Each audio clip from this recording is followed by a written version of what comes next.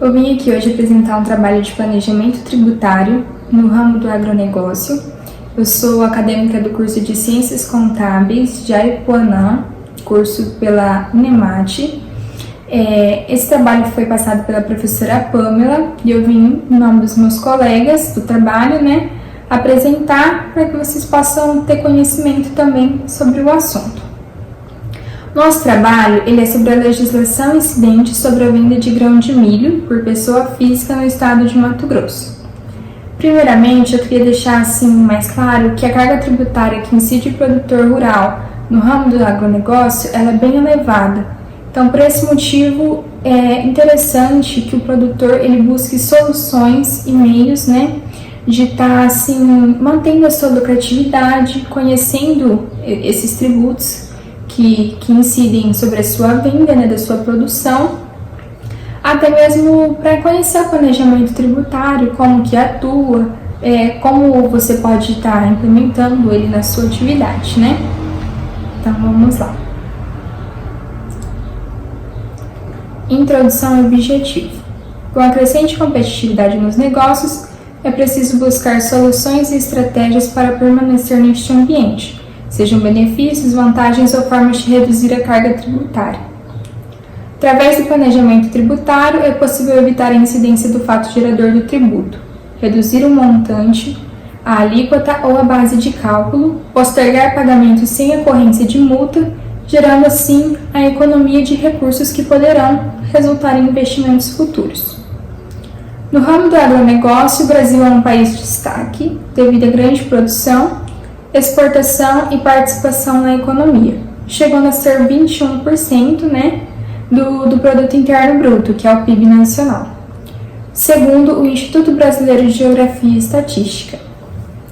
Mato Grosso é o estado que lidera o ranking nacional pela alta produção, segundo a Companhia Nacional de Abastecimento, tendo expectativas ainda melhores para 2020, contando com o maior número de áreas plantadas pelos produtores.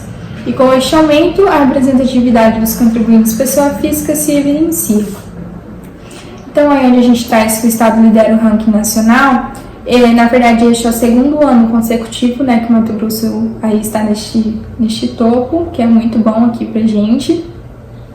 E esse aumento aí, das áreas plantadas, o aumento da procura, na verdade, nacional e internacional do milho, faz com que todos, que plantem, na verdade, tenham um papel muito importante, que é oferecer o grão, para a população mundial. E esse aumento aí, ele faz com que a representatividade dos contribuintes pessoa física cresça, porque quando a gente junta 20 pequenos produtores, eles vão formar uma grande porcentagem de participação. Então, o mercado hoje tem espaço para todo mundo, Então, vamos continuar. A escolha do tema se deve ao fato da grande expansão do ramo do agronegócio no município, que é de Aripuanã, com o intuito de compartilhar com essas pessoas o conhecimento acerca dos impostos sobre o grão de milho, além de demonstrar o que pode ser feito para aumentar a lucratividade do agricultor neste ramo.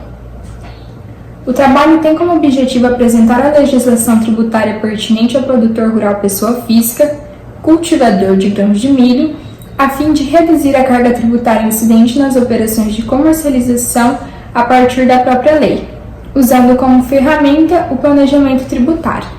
Então aí, a gente decidiu escolher esse tema e o grão de milho também, porque na verdade, como aqui na nossa cidade de Aripuanã, os agricultores, os pecuaristas estão migrando para a agricultura e o milho foi um dos primeiros grãos que eles decidiram iniciar, por isso que a gente achou importante, que para os acadêmicos, população, saibam dessa importância, desse crescimento e conheçam um pouco também sobre isso para futuramente estar trabalhando e atuando aí na área, tendo esse conhecimento. A nossa metodologia. A metodologia utilizada no presente trabalho classifica-se em exploratória, a se realizar pela análise bibliográfica de materiais elaborados, como os livros, artigos, pesquisas que já foram realizadas envolvendo o tema, A abordagem é feita de maneira indireta, conduzindo uma pesquisa de caráter qualitativo para interpretar os impactos do tema em comento na vida prática do produtor, né? Analisando a legislação como forma de redução monetária. Vamos para os resultados e discussão. Aqui vamos falar um pouquinho, né, sobre a representatividade do Mato Grosso no agronegócio. O país aí, ele é um dos maiores produtores deste grão no mundo. Ou seja, o Brasil, assim, tem uma alta produção, né? Se ele está em um dos sendo representado a nível mundial, é porque ele tem uma grande parcela de contribuição. E segundo o Conab, o Mato Grosso é o estado de destaque nessa produção. Ele lidera pelo segundo ano, né, o ranking nacional aí. A produção do Mato Grosso representa 29% do total nacional e 60% do regional. A cultura do milho no estado de Mato Grosso. Devido à grande utilização e importância na alimentação humana e animal, lembrando que com o milho é feito pão, cereal, ração, cerveja, óleo, fubá, o seu cultivo sempre foi realizado, porém em pequena escala. Segundo a ProSoja, hoje o Mato Grosso é o maior produtor do cereal no país, chegando a produzir 21 milhões de toneladas por safra. Ou seja, a gente está sendo uma grande parcela aí, né, para o país de referência, né, nessa produção do milho. Participação do produtor rural, pessoa física. Com o crescimento do agronegócio, o mercado nacional atua de portas abertas aos produtores que optam por contribuir como pessoa física, pois a grande demanda do grão mundialmente necessita de uma grande produção. Segundo o Intagro, pode-se dizer que ao buscar referências de qual meio de tributação optar, alguns pontos devem ser levados em conta, como as receitas, despesas, até mesmo a parte trabalhista, investimento, né, o que está disposto, né? E para quem se encaixa na contribuição como pessoa física, né, que está dentro destes parâmetros, a comercialização da produção se torna menos rigorosa, estando dentro da legalidade da mesma forma. Vamos para a carga tributária incidente na venda de grão de milho. Aqui. Conceito de imposto. Quando a gente pede o conceito de imposto, o imposto, na verdade, ele está dentro do rol da área tributária. Então, a gente trouxe aí o conceito, né, do tributo, conforme a Lei 5.172. Tributo pode ser definido como uma prestação pecuniária compulsória em moeda ou cujo valor nela se possa exprimir, que não constitua sanção de ato ilícito instituída em lei e cobrada mediante atividade administrativa plenamente vinculada. Impostos incidentes sobre o grão de milho, tá? Nessa área aqui, a gente vai falar sobre os 4 impostos que incidem o produtor quando realiza a venda do milho. Nesse ato, se destaca o Fundo de Assistência ao Trabalhador Rural, que é o FUNRURAL, o Imposto sobre a Circulação de Mercadorias e Serviços, que é o ICMS, o Imposto de Renda Pessoa Física e o Serviço Nacional de Aprendizagem Rural, que é o SENAR. Quando a gente busca aí o FUNRURAL, né, esse é uma contribuição social a ser recolhida pelo produtor, destinada ao Instituto Nacional de Seguro Social, que é o INSS, e ao RAT, que é Riscos Ambientais do Trabalho, e ao SENAR, né? Quando a gente traz aí um pedacinho do FUNRURAL, essa contribuição aí do INSS e do RAT, ela possui uma ramificaçãozinha que tem uma opção aí dentro, tá? O SENAR não. Por isso, assim, por mais que sejam recolhidos em uma única guia, o SENAR ele é um órgão totalmente separado, por isso que eu quis trazer ele também separadamente aqui para vocês. O ICMS é um tributo plurifásico incidente em operações internas e interestaduais. A arrecadação do ICMS é destinada ao Estado, né, que distribui para determinadas funções. No Mato Grosso, internamente, quando tem a circulação de mercadorias, a sua alíquota é de 17%, porém, em operações interestaduais, varia de 12% a 17%. O imposto de renda, pessoa física. Este é um imposto cobrado pelo governo federal sobre todos os rendimentos. Esse valor varia de acordo com as informações declaradas, sendo assim, quem possui uma renda maior paga mais, de acordo com a tabela progressiva. As cobranças sobre a produção rural, elas variam, são influenciadas pelas vendas, né, as despesas, investimentos e, opcionalmente, com arbitramento de 20% sobre a receita bruta também, né? O Senar, ele incide diretamente sobre o faturamento, ou seja, é recolhido com base em qualquer venda de produção destinada a outra pessoa física. Então, o Senar, qualquer venda da sua produção que for para outra pessoa física vai ter incidência do Senar. A alíquota essa que eu já vou apresentar aqui para vocês.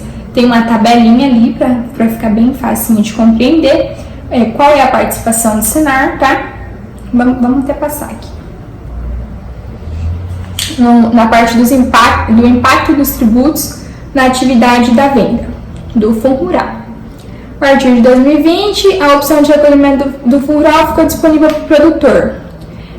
As opções são a contribuição sobre o faturamento ou a contribuição sobre a folha de pagamento. Aí nessa tabela, a gente pode estar vendo, a tabela 1, que é um comparativo de alíquotas de recolhimento, né? Que ali a gente demonstra a diferença dos impostos, né? As duas opções ramificadas que eu tinha comentado, sobre o faturamento da produção, é um montante bruto, ou sobre a sua folha de pagamento. Ali o Fundo Rural, né? No faturamento da produção 1,2%, RAT 0,1%, Senar 0,2%, do dia 31/3 a 30/6, de acordo com a medida provisória 932, ele tinha sido reduzido a 0,1%, porém já voltou ao normal e totaliza ali em 1,5%. E a folha de pagamento, o Fundo Rural é de 20%, RAT de 3% e o Senar não incide nessa opção.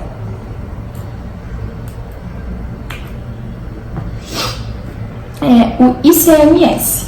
O governo oferece aos contribuintes a isenção, diferimento e ou apuração de crédito pelas entradas e débitos de ICMS pelas saídas nas operações da venda de grão de milho, a fim de que se busque o mais econômico.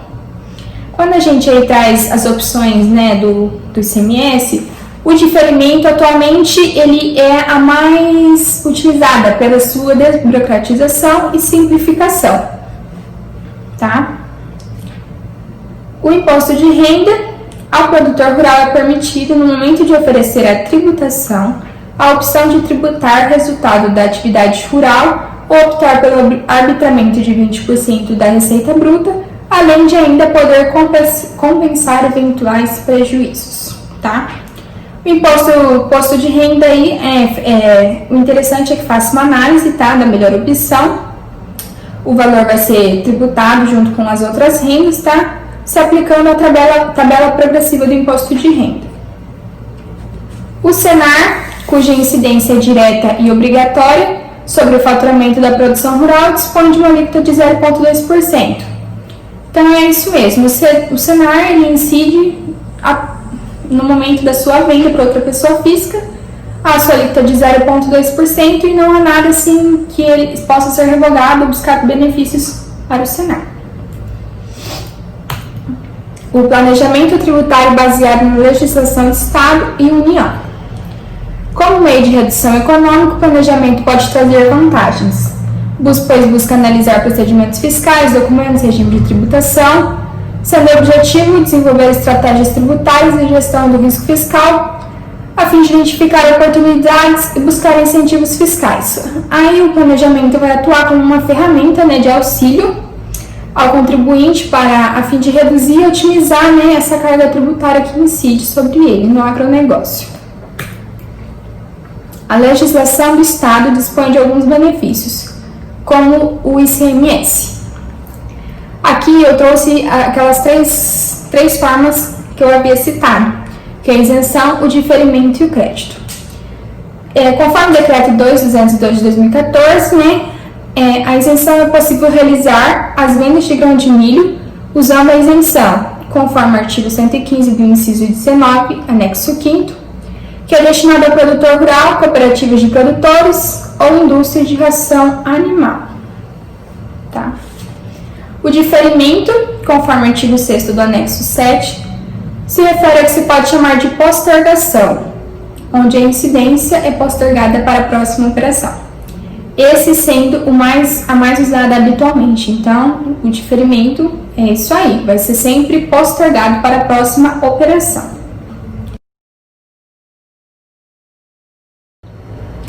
Já o crédito, conforme o artigo 574, permite aos produtores optarem pela tributação de ICMS em sua operação.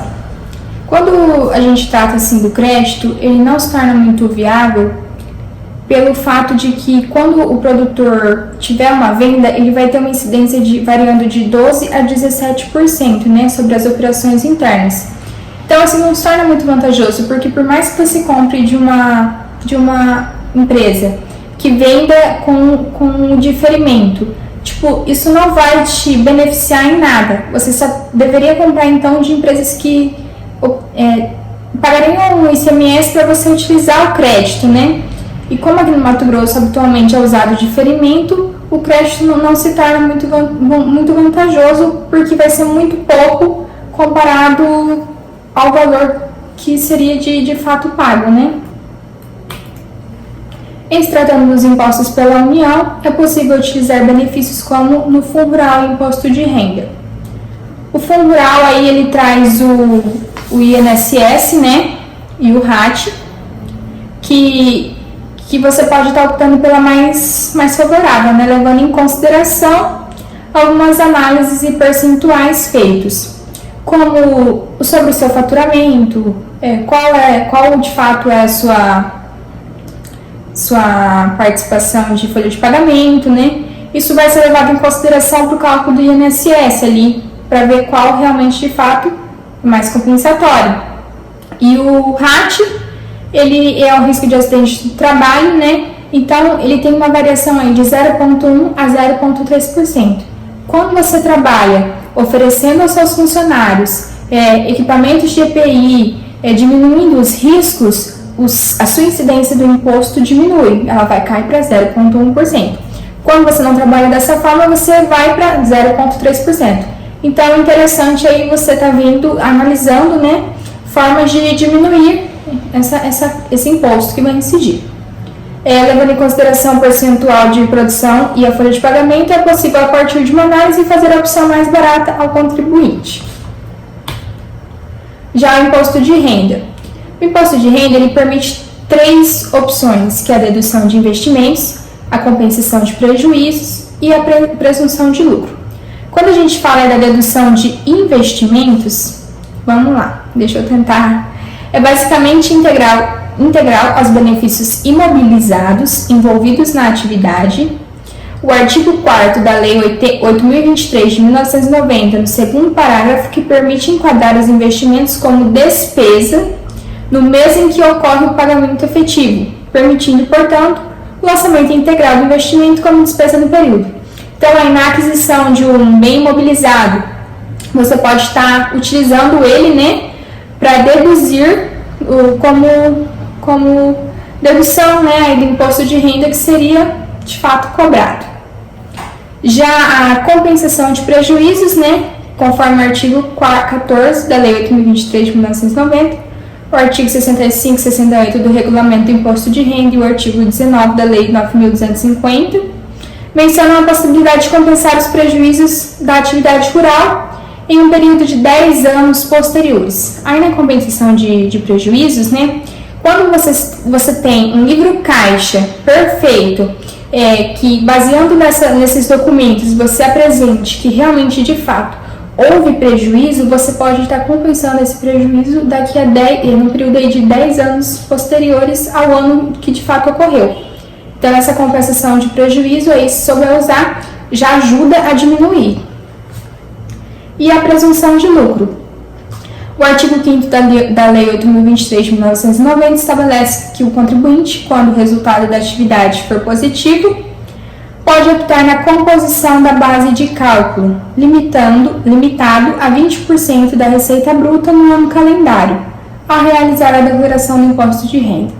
Então aí, nessa parte, né, quando o resultado da atividade for positivo, ele pode estar usando o limite de 20% da receita bruta do ano calendário. Essa conta aí é sempre interessante tá vendo qual a melhor forma, né, para estar sendo feita a contribuição aí do imposto de renda, porque essas três formas, dependendo da forma que você aplicar, você pode ver que uma vai incidir muito de imposto e a outra menos. Então, assim, o interessante é a pessoa conhecer as três formas, visualizar em um ambiente geral tudo que tem, que de fato ocorreu, para estar podendo, assim, dar as instruções de qual meio está fazendo, né? A nossa conclusão. Com base no que foi apresentado, nesse sentido que os setores econômicos em destaque no país, como o ramo do agronegócio, devem buscar medidas que os permitem trabalhar de forma legal com conhecimento sobre a legislação vigente. Diante aí desse exposto, né, é evidenciado o peso que a carga tributária tem no ramo do agronegócio, né, e que apesar da intenção assim, do Estado de recolher os impostos para aplicá-los à população como benfeitorias, é possível fazer isso de uma forma assim, sem incidir tanto imposto sobre a população, que às vezes acaba pesando. Então, assim, o bom mesmo é utilizar planejamento, né, como uma forma de ver meios, não de sonegação, isso jamais, mas você ver meios legais de estar em dia com tudo, né? Tá trabalhando aí de forma totalmente legal, visualizando leis que te permitem benefícios, vantagens e medidas assim que podem estar auxiliando neste momento. Sendo assim, conclui-se que o planejamento tributário é uma ferramenta fundamental para o crescimento no ramo do agronegócio, pois é instrumento orientador capaz de apresentar benefícios e vantagens concedidas pelo Estado e União, amparados pela legislação tributária vigente no ordenamento jurídico brasileiro, como meio de economicidade monetária, concretizando-se nas escolhas de tributação e garantindo bons resultados. Visando responder ao objetivo proposto, foi citado no decorrer do trabalho as leis nº 5.172 de 66, Lei 8.023 de 90, a Lei 9.250 de 95, o Decreto 2.212 de 2014, o Regulamento do Imposto de Renda, a fim de expor o planejamento tributário aplicado nesta busca e apresentação de meios de redução monetária sobre os impostos Fundo Rural, ICMS e Imposto de Renda, incidentes na venda do grão de milho por contribuinte pessoa física. Ao finalizar este trabalho, sugere-se para o estudo futuro apresentar a legislação incidente na venda de grãos para pessoa jurídica, a fim de proporcionar um conhecimento sobre a aplicação do planejamento tributário neste âmbito, proporcionando estudos comparativos que auxiliarão a tomada de decisões. Então, assim, esse estudo, na verdade, é para atribuir conhecimento, né, sobre a carga tributária que acompanha o produtor rural aí, né, analisar meios legais de redução e servindo aí para os acadêmicos, aos produtores, né, para descobrir junto possibilidades neste ramo que está em expansão. Nosso trabalho é basicamente isso. Eu espero que todos tenham compreendido mais ou menos